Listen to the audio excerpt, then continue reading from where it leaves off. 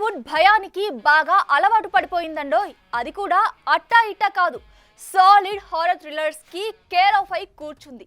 ఆ కోవాలోనే స్త్రీ భేడియా, అలాగే ముంజియా అంటూ పలు సినిమాలు భయపెట్టి కనక వర్షం కురిపించగా, తాజాగా ధామాతో నేను భయపడతానంటూ ఇదిగో ఇలా ఎంట్రీ ఇస్తుంది మన national crush Rashmika. Action entertainment సినిమాలు బొక్కబోర్లా పడుతుంటే హర్రర్ సినిమాలు బాలీవుడ్ కి బాసటగా ఉన్నాయి. అలా వచ్చే స్త్రీ భేడియా, ముంజియా, స్త్రీ 2 అనే సినిమాలు 100 కోట్లు కొల్లగొట్టాయి కూడా.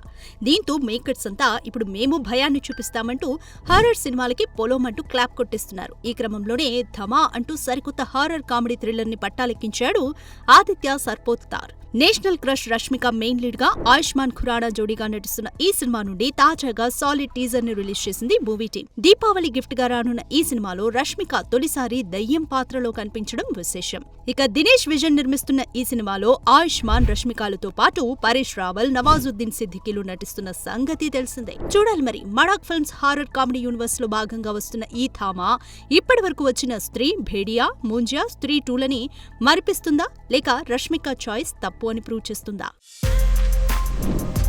For more videos like this, subscribe Big TV channel.